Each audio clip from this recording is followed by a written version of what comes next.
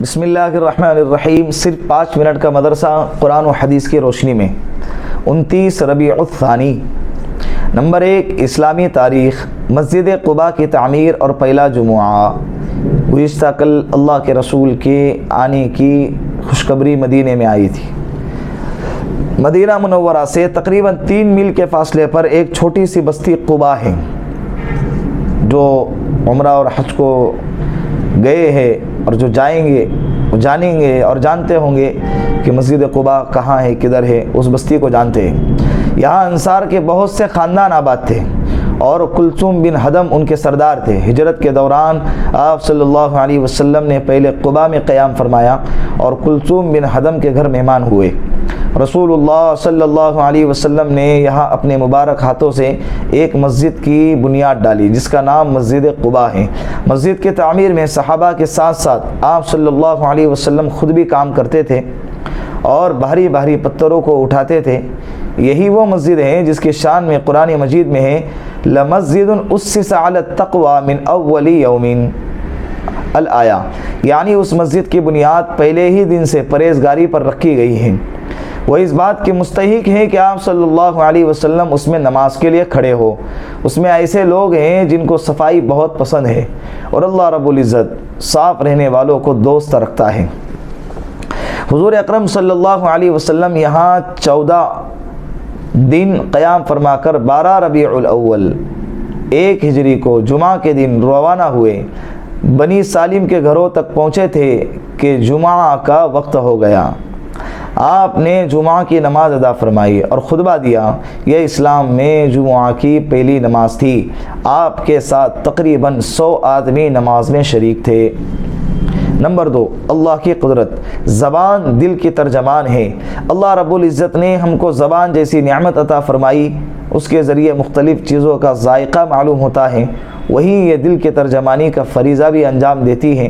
جب دل میں کوئی بات آتی ہے تو دماغ اس پر غور و فکر کر کے الفاظ و کلمات جمع کرتا ہے، پھر وہ الفاظ و کلمات خود کار مشین کی طرح زبان سے نکلنے لگتے ہیں، گویا کہ سننے والے کو اس کا احساس بھی نہیں ہوتا۔ اللہ رب العزت نے اپنی قدرت سے انسان کے دل و دماغ اور زبان میں کیسی صلاحیت پیدا کی، بے شک اللہ ہی کی کاریگری ہے۔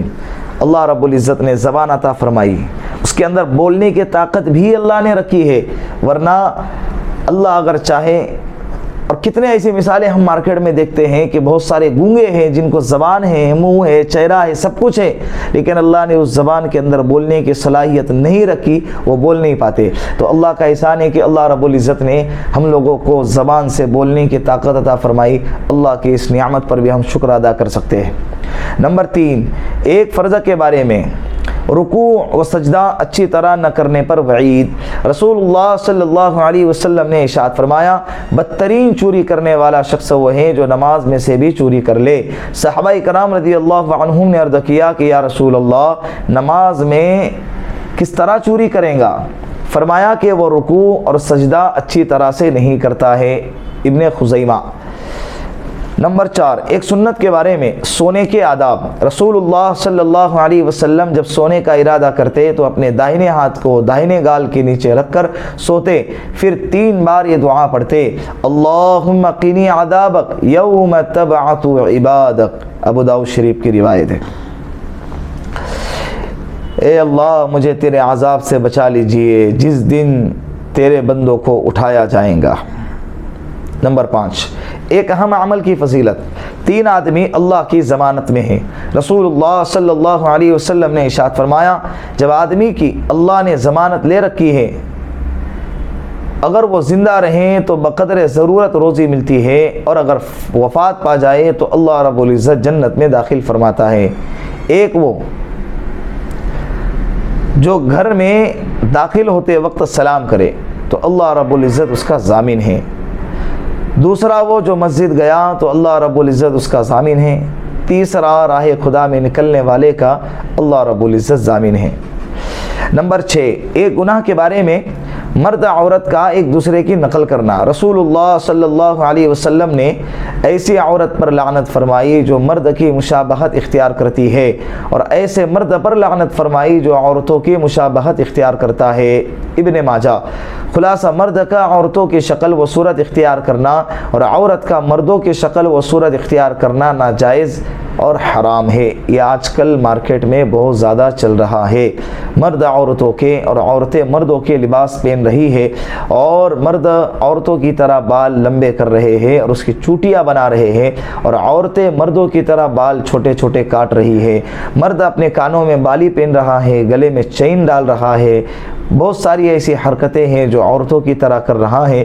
اللہ کے رسول صلی اللہ علیہ وسلم نے اس کو منع فرمایا ہے، یہ حرام ہے، ناجائز ہے۔ نمبر 7، دنیا کے بارے میں، دنیا کی محبت بیماری ہے۔ حضرت ابو درداء رضی اللہ عنہ فرماتے تھے کہ کیا میں تم کو تمہاری بیماری اور دوا نہ بتاؤں؟ تمہاری بیماری دنیا کی محبت ہے اور تمہاری دوا اللہ کا ذکر ہے۔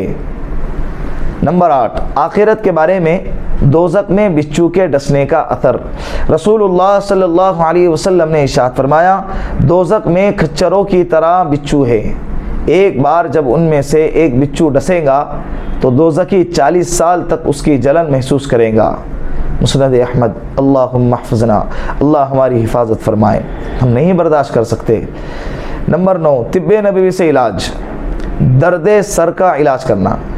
بہت سارے لوگ سر کے درد کی شکایت کرتے ہیں، آپ صلی اللہ علیہ وسلم نے کیا فرمایا سن لیجئے۔ رسول اللہ صلی اللہ علیہ وسلم نے ارشاد فرمایا، جب تم میں سے کوئی تیل لگائے تو اپنے بہوں سے ابتدا کرے، یہاں سے، اس لیے کہ یہ درد سر کو دور کرتا ہے، یا یہ ارشاد فرمایا کہ درد سر کو روک دیتا ہے۔ کنز العمال۔ نمبر 10، قرآن کریم کی نصیحت۔ قرآن کریم میں اللہ رب العزت فرماتا ہے کہ اے ایمان والو، اللہ سے سچی پکی توبہ کر لو، امید ہے کہ تمہارا رب تمہاری خطاؤں کو معاف کر دے گا اور جنت میں داخل کرے گا۔ سورہ تحریم۔ اللہ رب العزت ان باتوں پر ہم کو عمل کرنے کی توفیق عطا فرمائے۔